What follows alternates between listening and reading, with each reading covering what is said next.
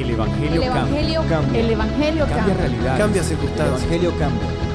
Cambia las vidas. Para bien. Y para siempre. Para siempre. El Evangelio cambia la tristeza. y la convierte en gozo. Cambia las Las familias. comunidades. Está cambiando nuestra El nación. Evangelio Está cambia. cambiando nuestra nación. La mayor experiencia del cambio para nuestra Venezuela. El cambio para nuestra Venezuela. El Evangelio cambia.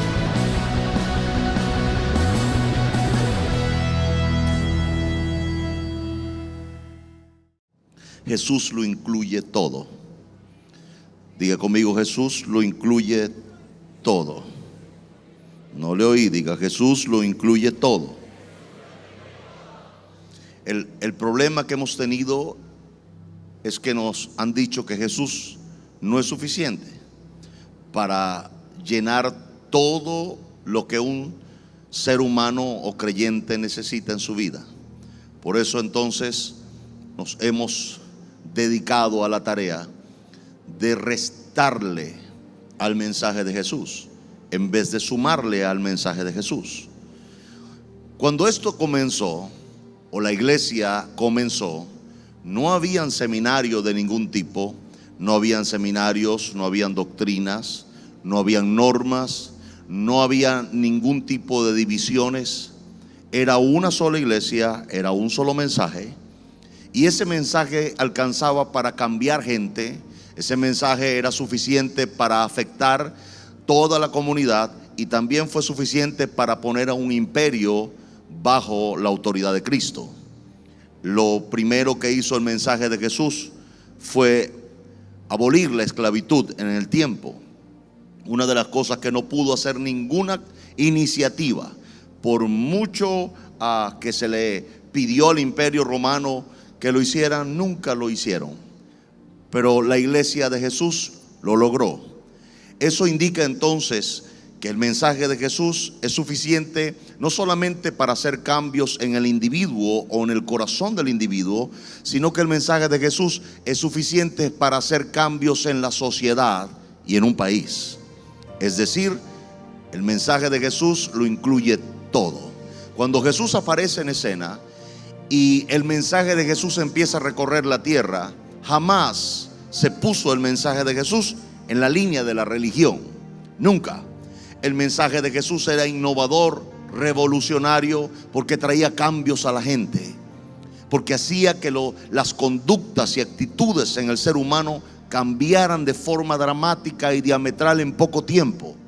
Eso fue lo que hizo que el mensaje de Jesús avanzara a semejante velocidad en el principio. Pero luego le empezamos a poner lastres al mensaje de Jesús.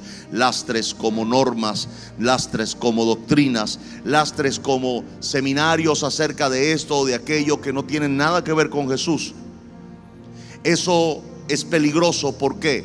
Porque se le resta el mensaje de Jesús, porque se deja el mensaje de Jesús en el rincón o en el último rincón, y lo que está saliendo a flote es la habilidad o la capacidad de un ser humano de preparar algún mensaje que le suene inteligente a la gente. Pero así no comenzó esto. ¿Oyó lo que acabo de decir? Esto no comenzó con un seminario. Esto no comenzó con una reunión de unos hombres diciendo a ver cuántas doctrinas iban a poner y cuántas normas. Esto nació con un mensaje sencillo pero poderoso, el mensaje de Jesús. Cuando Pedro se levanta en el libro de Hechos a predicar el primer mensaje que él había predicado, sin la presencia de Jesús corporalmente, es un mensaje histórico, pero lo que hace Pedro es relatar de alguna forma la historia de Jesús y lo conecta con el Antiguo Testamento, que era lo que conocían los religiosos o la gente del tiempo, y luego termina con la manifestación de Jesús en lo que él sabía y conocía. Esto logró aquel día que 3,000 personas se convirtieran de todo corazón a Jesús. Dice mi Biblia que se sumaron a la iglesia ese mismo día. Eso indica que se convirtieron a Jesús de corazón. Ahora, esto continuó, y cuando el rey vio que la cosa se le estaba poniendo fea, desata una enorme persecución sobre la iglesia y los dispersa por todas las provincias del momento, haciendo el peor error, porque dice la Biblia que donde llegaban empezaban a predicar el evangelio y empezaba una revolución en el lugar. Es decir, lo que hicieron fue esparcir el virus, pero no lo pudieron erradicar. 2000 años después, la iglesia sigue de pie. ¿Alguien dice amén a eso? Eso indica que la iglesia, siendo entonces la plenitud de Jesús, es imposible de eliminar. Diga conmigo, somos la fuerza de Dios. Pero acerca de las doctrinas y las normas, nos han querido dirigir como un rebaño sin pastor, es decir, con semejantes manipulaciones. No necesitan de ninguna manera un pastor. Lo que necesitan es conocimiento acerca de cosas que no tienen que ver con el alma ni con la realidad espiritual del individuo. Le digo algo, la santidad no es un estilo de vida. La santidad es una revelación del sacrificio de Jesús. Nadie jamás podrá ser santo por sus propios medios. No importa cómo usted se vista, no importa cuántos moños se haga, no importa cuántas corbatas se ponga, la santidad no está en la forma de vestir. La santidad entonces es el resultado de la revelación de Jesús. Mis pecados no lo llevó la doctrina de la iglesia. Y le repito, no estoy en contra de la doctrina. Lo que estoy en contra es que ponga la doctrina sustituyendo a Jesús. Eso estoy totalmente en contra. Nos ha hecho muchísimo daño la doctrina y la religión, y hemos puesto a Jesús bajo la autoridad de la doctrina. Tanto así que lo primero que observo en una iglesia es la doctrina. No me importa si Jesús se predica, si Jesús es la prioridad de la iglesia, me preocupa su doctrina. Dice el verso 24, quien llevó él mismo nuestros pecados. ¿Quién llevó nuestro pecado? Jesús llevó nuestros pecados. No es la doctrina la que lleva nuestro pecado, no es la norma la que lleva nuestro pecado. Es Jesús el único capaz, porque ya lo hizo. Jesús ya llevó nuestros pecados.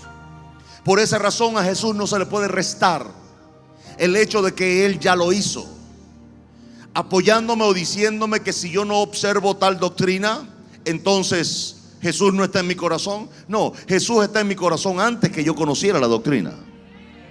Cuando yo recibí a Jesús no sabía nada de una doctrina, y Él entró a mi corazón por la fe y me salvó. Y después conocí la doctrina. No puedo yo pensar que el hecho de que yo no conociera la doctrina, Jesús no hubiera llegado a mi corazón. Porque si así fuese, entonces este mensaje no tuviera ningún efecto. Lo dejaríamos sin efecto.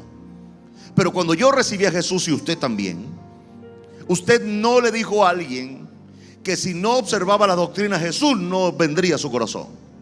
No, Jesús vino a mi corazón sin yo saber ni una doctrina.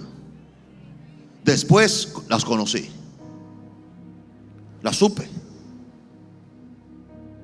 Entonces, cuando supe la doctrina, empecé a dividirme con mi hermano. Porque antes no. Pero después que conocí la doctrina, no me puedo juntar con el bautista porque él no cree en esto.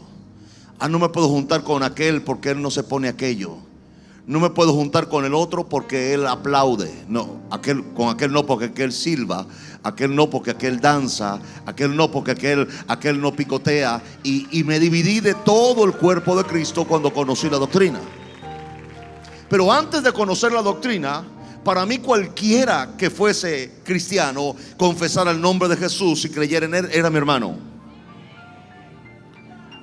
Pero me dijeron que no, porque no observaba la doctrina. La doctrina ha hecho tanto daño que la gente llega a pensar que es igual o mayor a Jesús.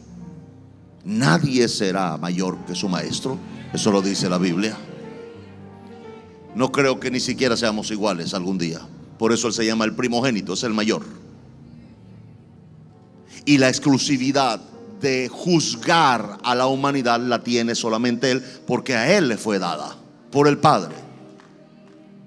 tampoco tú te llamas Salvador, porque no hay otro nombre debajo del cielo dado a los hombres en el que puedan ser salvos. Solamente el nombre de Jesús es el único que puede salvar a un ser humano, y tú no tienes ese poder.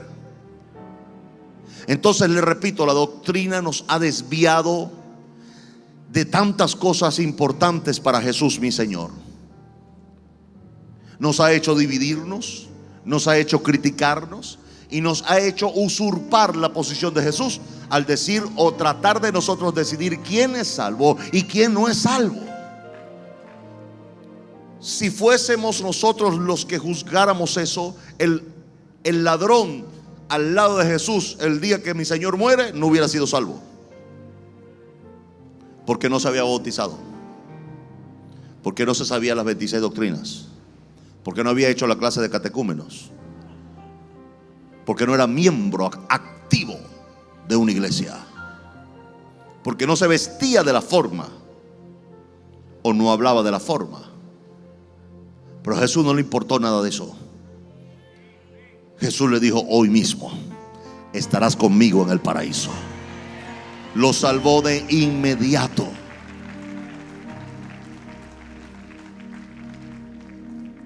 Pero nosotros no creemos que alguien pueda ser salvo así, porque no engrana nuestra formación doctrinal. Entonces pregunto, ¿esto será bueno o esto será malo?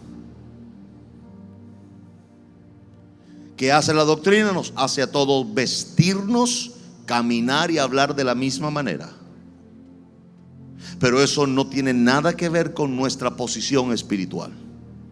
Cualquiera puede vestirse por fuera de una manera y estar podrido por dentro, ya eso se lo dije. Cualquiera puede imitar una forma de hablar, pero mi Señor Jesús dejó una sola regla para saber quién es quién: por sus frutos los conoceréis. No hay otra manera de saber quién es quién en esta vida, sino por lo que va dejando atrás. No importa el chachareo que tenga, sino qué va dejando atrás. Dice este verso que Jesús llevó nuestros pecados en su cuerpo sobre el madero. El único que ha hecho eso se llama Jesús, y el único que puede hacerlo se llama Jesús. Le repito, y esto va contra cualquier sistema, el hecho de que yo le confiese un pecado a un hermano para usar la doctrina de la confesión no me hace ser santo. Si necesita confesarle el pecado a alguien, confiéseselo a Jesús. Es el único que no va a salir a avergonzarlo.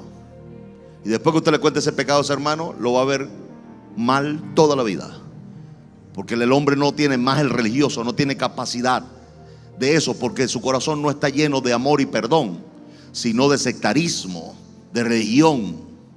Entonces esa clase de gente no tiene el poder de ayudarte. Tienen el poder de coaccionarte, de manipularte, y si les cae mal o te vas de la iglesia, lo publican para asegurarse de que nunca más regreses a la iglesia. Ese sistema tiene que acabarse. Es que si no se acaba ese sistema, la iglesia no puede manifestarse en sus gloriosas formas, porque según Efesios 5:27, la iglesia de Jesús está llamada a ser gloriosa. Pero ¿cómo será gloriosa cuando tiene líderes que la tienen manipulada, apagada, apocada en su esplendor? Dice: estando muertos a los pecados, vivamos a la justicia.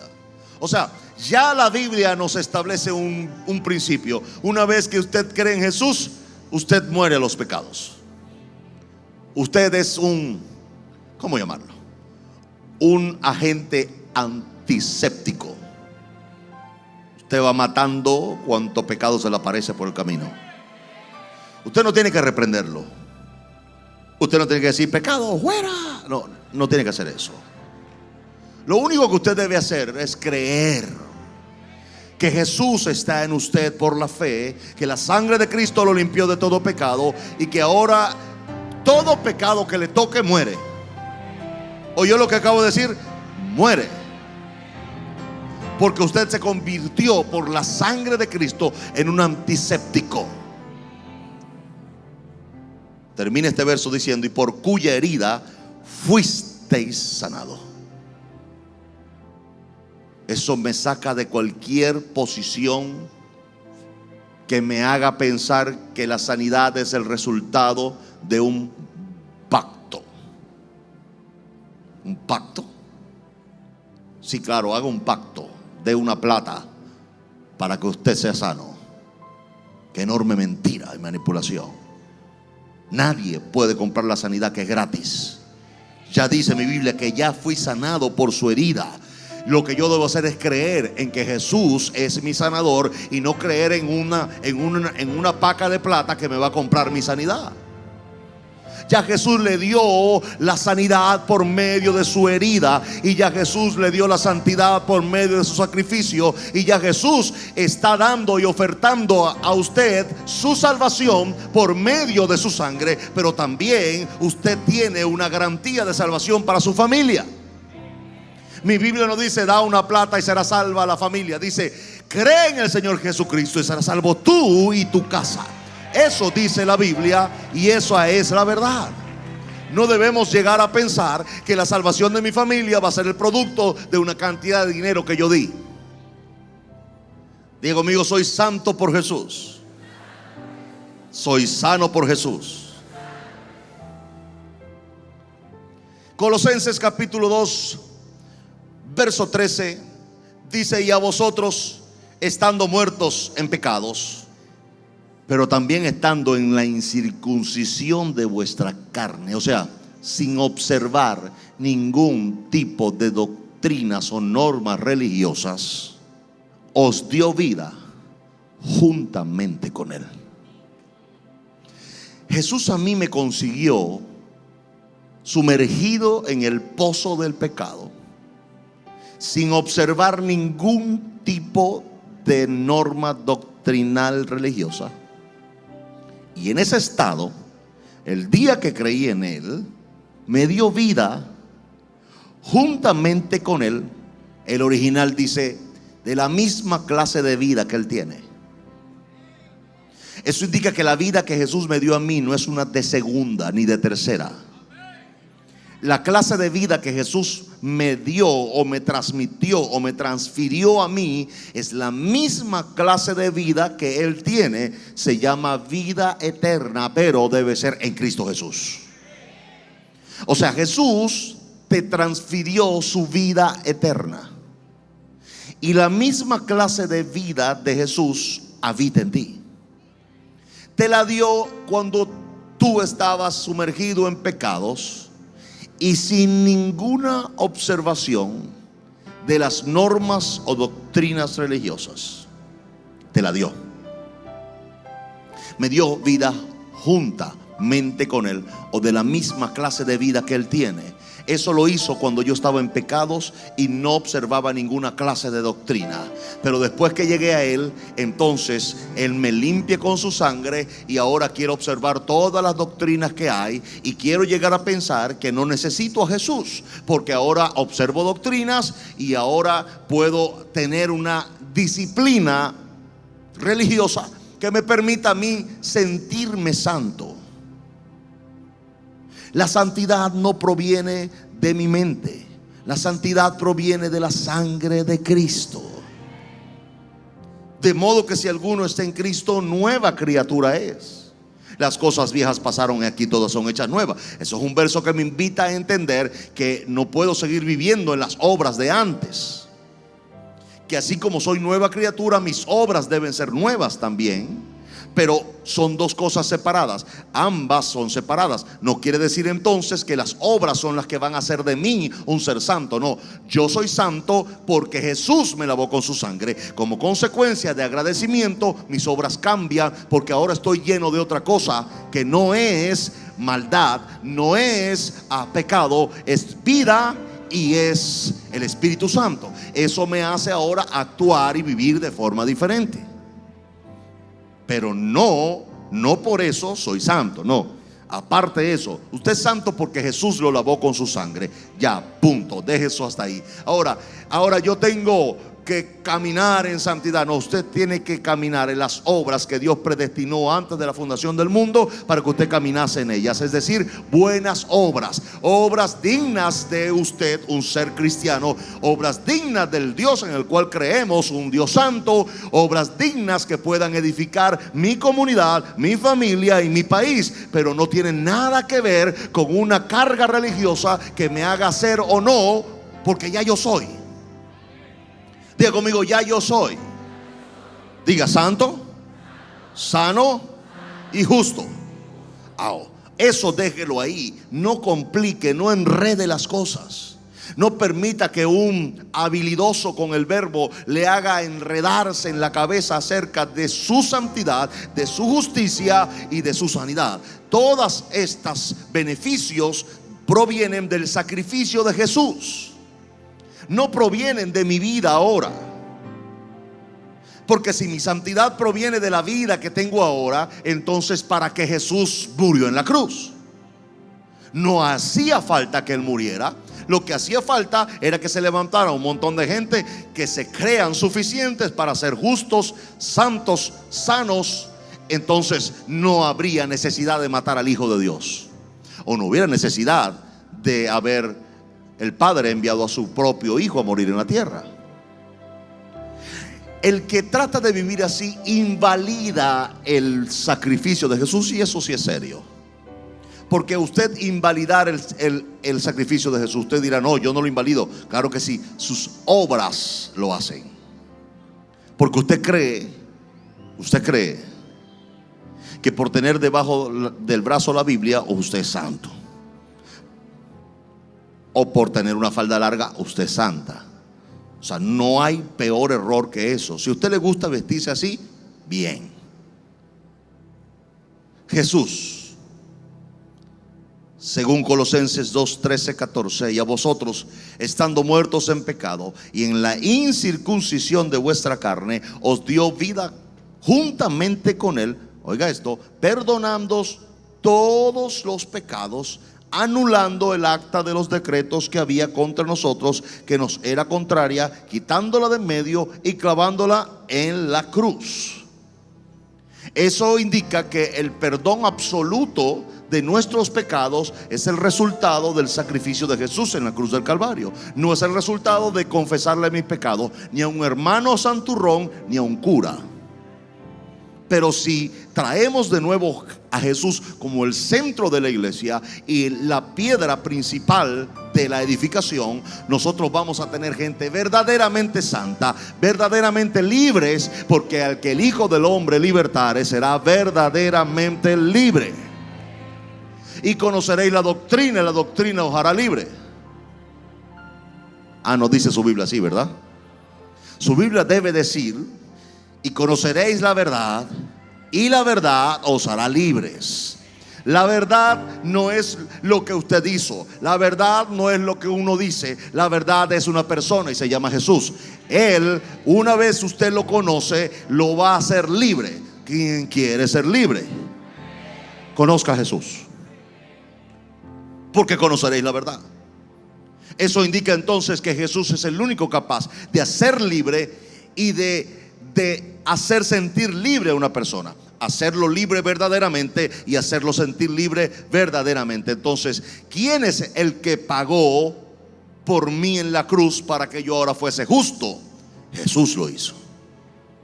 Entonces, Jesús es suficiente para bendecirme. Y usted es como la buena madera. Una vez ya Jesús lo salvó, usted como la buena madera, usted no le entra ni coquito, nada. Usted está bendito por la boca de Jesús y por el sacrificio de Jesús en la cruz. Pastor, entonces, ¿puedo pecar? Le voy a decir lo que Pablo escribió: de ninguna manera. Porque ya yo no vivo para esa clase de vida. Ahora ya usted no está diseñado para el pecado. Usted está diseñado para las obras que Jesús quiere que usted viva y haga. Y por esa razón, cuando usted peca, se siente mal. Porque ya usted no está diseñado para eso. Usted tiene que vivir para Dios. La maldad siempre traerá destrucción. El bien o la luz traerán siempre edificación. Le explico una de esas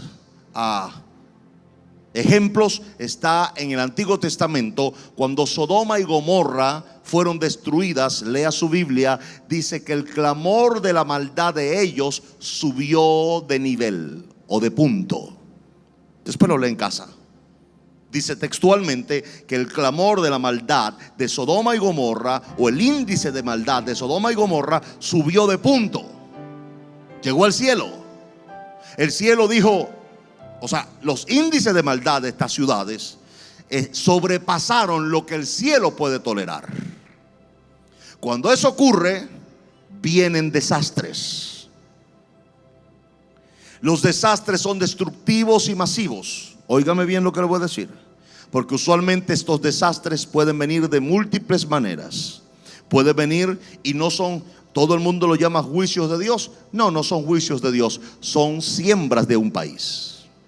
Cuando un país le da la espalda a Dios y ese país empieza a vivir y a tratar de hacerse o desarrollarse a espaldas de Dios, termina por recibir los peores consecuencias. No son juicios, son cosechas de su propia maldad.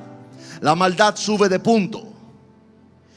La maldad en un país debe ser siempre disminuida. ¿Y cómo se disminuye la maldad? La maldad se disminuye con el bien.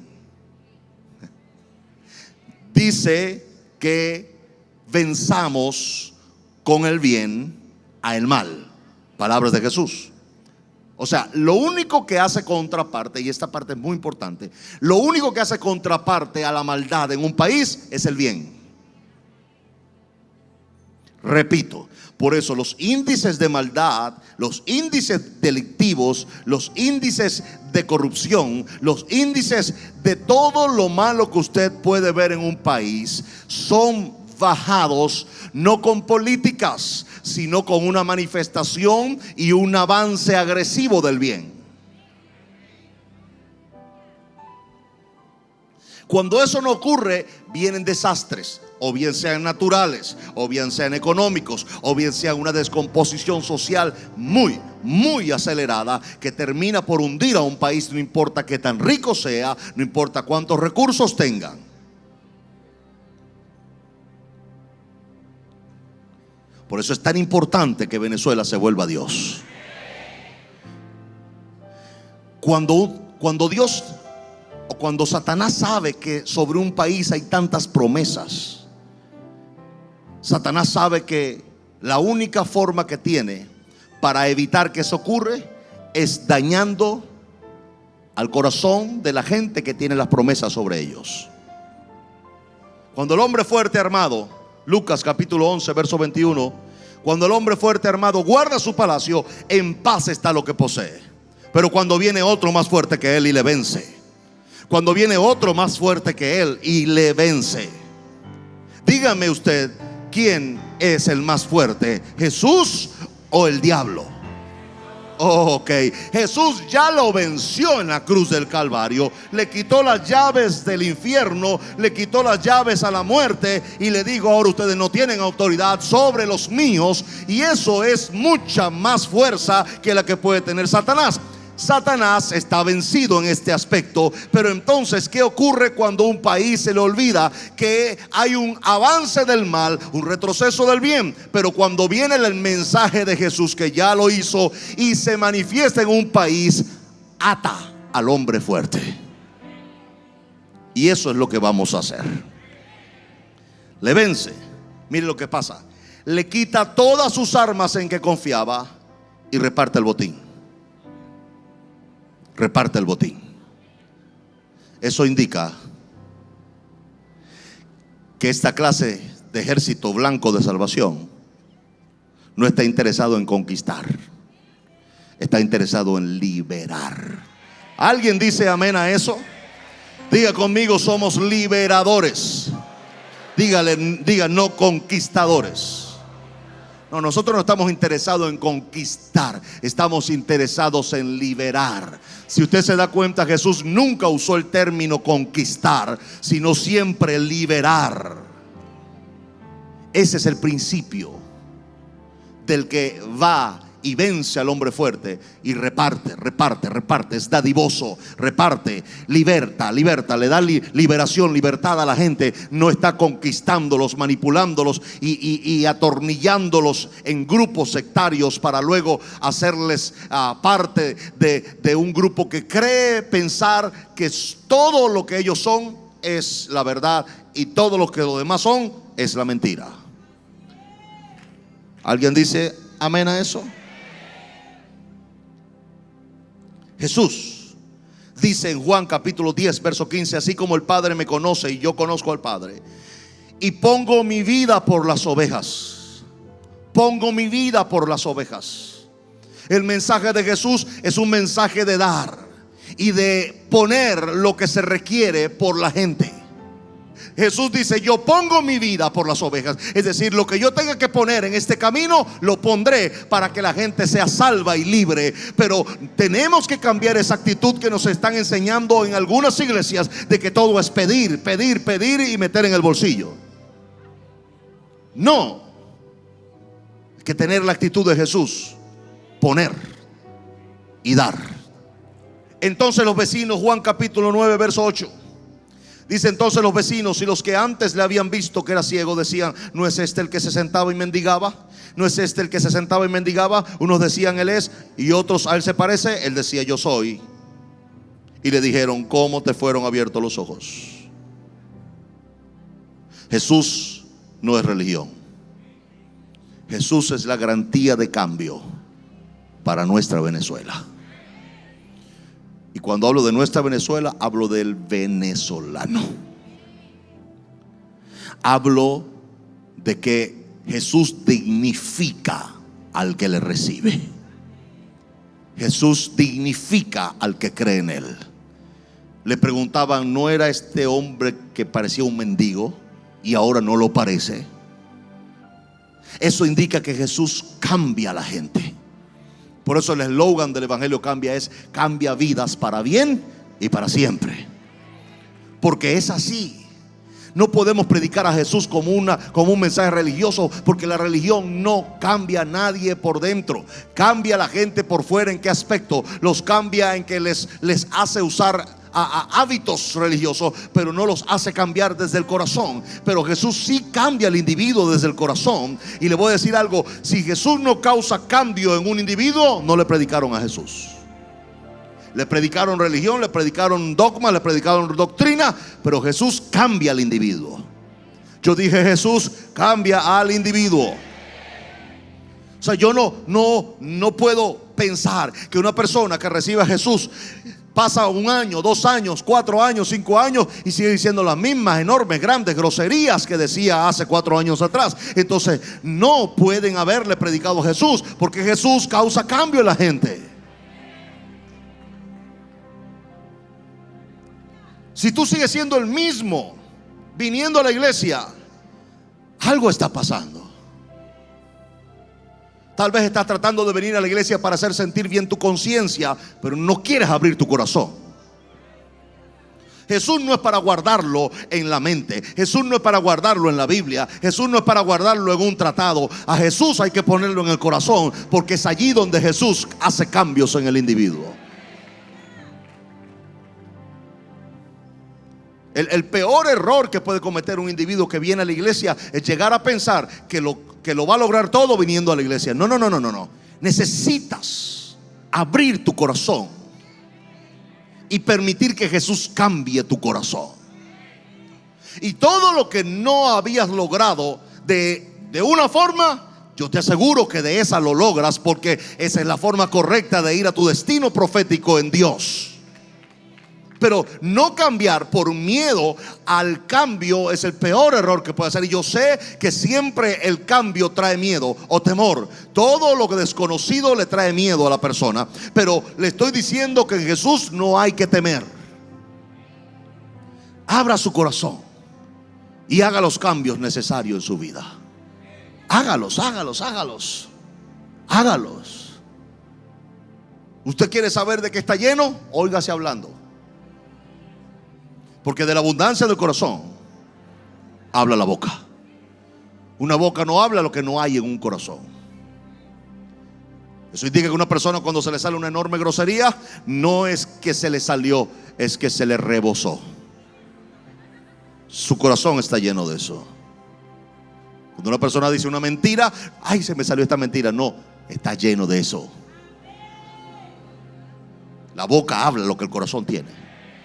Jesús un día, dice mi Biblia en Juan, que en el último y gran día de la fiesta, Jesús se puso de pie y dijo: quien tenga sed, venga y beba de mí. La gente no entiende en el contexto histórico, pero el contexto histórico es que Jesús estaba en una fiesta donde el vino corría por todos lados. Ya tal vez la gente estaba viendo a Jesús diciendo: ¿en qué momento Jesús irá a volver a convertir el agua en vino? Porque se nos está acabando el vino. Creo que el último y tercer día y último de la fiesta ya no había vino. Y cuando dice que la gente tenía sed, no era sed de agua. La gente tenía sed de vino. Y como todo el mundo estaba pendiente de Jesús, porque se había regado que Jesús convertía el agua en vino y era bueno, entonces ya se había regado que cuando en las bodas de Canaán aquel día se acabó el vino, todo el mundo sabía el cuento bien, que Jesús llegó y hizo llenar las cántaras de agua y después trajo al maestresala, y el maestresala dijo: bueno, pero ¿qué es esto? Este es el mejor vino que he probado. Así que la gente estaba ahí en la fiesta sin vino, pero no se iban porque Jesús estaba en la fiesta. O sea, Jesús estaba ahí y ellos decían: bueno, si Jesús está aquí, en cualquier momento, tengan las vasijas por allá. ¿Cuántas? 10. No, búscate 100. Que aquí vamos a durar 10 días en esta fiesta. Después que Jesús convierte eso en vino, de repente Jesús se puso de pie. Cuando se puso de pie, todo el mundo vio a Jesús. Y Jesús dice: el que tenga sed. Todo el mundo levantó la copa. Yo tengo. Jesús dijo: venga y beban de mí. La gente bajó la copa así.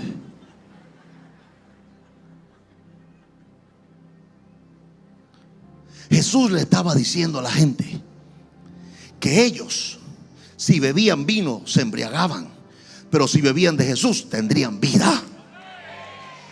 Y yo le digo a usted: si usted bebe religión, usted se va a convertir en un religioso. Si usted bebe normas, se va a convertir en una persona criticona que a todo el mundo señala. Pero si usted bebe de Jesús, va a beber vida, y vida en abundancia. Y usted va a compartir y a dar esa vida a cualquiera que la necesite. ¿Alguien dice amén a eso?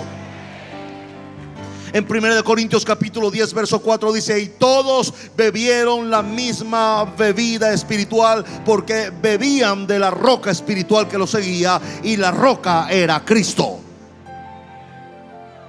Repito, para los que siguen criticándome por el mensaje de Jesús, no va a haber un cambio en esto, porque estoy dándole a usted la verdadera bebida. Jesús es la bebida que hace a la gente más que vencedor, victoriosos, libertadores y gentes que aman a su prójimo y a ellos mismos. Jesús es suficiente para usted, para mí, para este país. Por eso no puedo yo tratar de cambiar este mensaje. Después de 2000 años, Jesús les dijo: ¿nunca leísteis en las Escrituras? La piedra que desecharon los edificadores ha venido a ser cabeza del ángulo. El Señor ha hecho esto, y es cosa maravillosa a nuestros ojos. Jesús está diciéndole a la gente, en primer lugar, que Él debe ser la bebida principal de la iglesia. Y en segundo lugar, le está diciendo que cualquier cosa que usted edifique, que Jesús no sea el fundamento, tiene altas probabilidades de fracasar.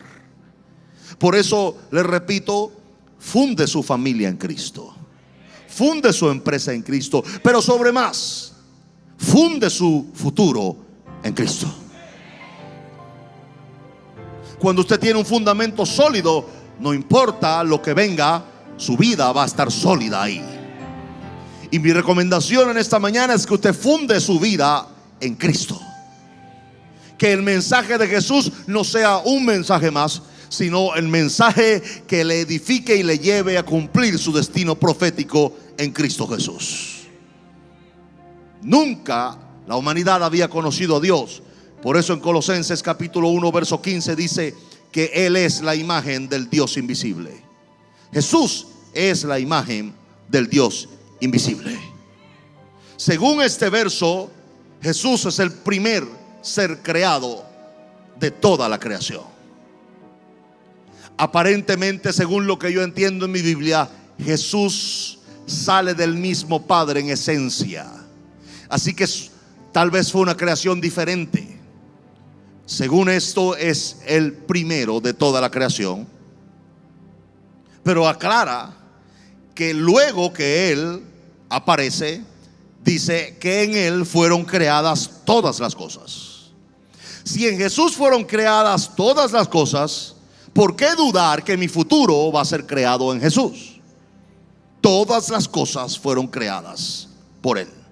Las que hay en los cielos y las que hay en la tierra. Las visibles e invisibles. Todo ha sido creado por Jesús. ¿Usted está leyendo eso? Visibles e invisibles.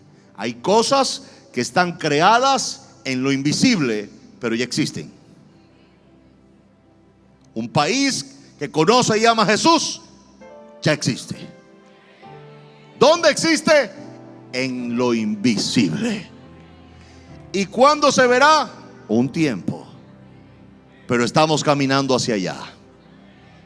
Pero ya está hecho. Diga conmigo, ya está hecho.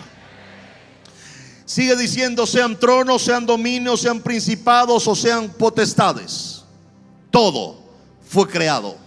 Todo fue creado por medio de Él y para Él.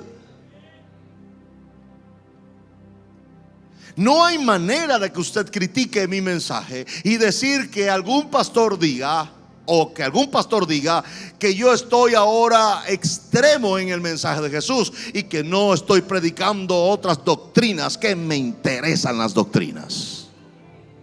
Si yo le predico a Jesús, es más que suficiente.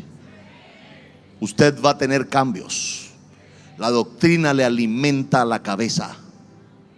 Jesús le alimenta el corazón. Y los cambios no se dan en la cabeza, a menos que usted se peine de medio lado y después se peine al otro. De resto, todo cambio se gesta en el corazón. Todo fue creado por medio de Él y para Él. Léalo. Y Él es antes de todas las cosas. Él existe antes que todo existiera, pero también Él es el primero. Quiere decir que Jesús no puede ser puesto en segundo lugar nunca en tu vida.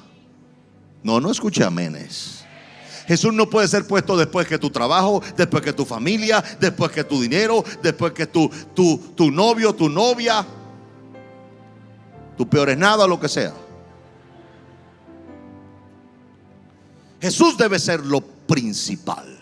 Yo dije, Jesús debe ser lo principal. Cuando Jesús no es lo principal en un lugar, lo demás carece de valor. ¿Quiere cosas estables? Fundamenteles en Jesús. Dice que Él es la cabeza del cuerpo, que es la iglesia. ¿Quién es la cabeza del cuerpo? Diga su nombre. Diga su nombre. Jesús. Eso indica que hay varios ministerios por ahí decapitados, descabezados. Qué loquera. Son como bachacos sin antenas. Dice el primogénito entre los muertos, para que en todo Él tenga la preeminencia o la importancia, por cuanto agradó al Padre que en Él habitase toda plenitud. Es decir, Jesús tiene todo lo que tú necesitas. Yo repito, Jesús tiene todo lo que tú necesitas. ¿Quieren amor? Jesús lo tiene. Quieren sanidad, Jesús lo tiene. Quieren autoridad, Jesús lo tiene. Quieren ministerio, Jesús lo tiene. Quieren paz, Jesús lo tiene. Diga conmigo, Jesús lo tiene todo para mí. Jesús tiene todo lo que tú necesitas. No tienes que acudir a nada más. Ve a Jesús. En Él puedes hallarlo todo. El Evangelio cambia. El Evangelio Cambia cambia. realidades. Cambia El circunstancias. Evangelio cambia. Cambia las vidas. Para bien Y para siempre. para siempre. El Evangelio cambia la tristeza. y la convierte en gozo. Cambia las familias. comunidades. Está cambiando nuestra El nación. Evangelio Está cambia. cambiando nuestra nación. La mayor experiencia del cambio para nuestra Venezuela. El cambio para nuestra Venezuela. El Evangelio cambia.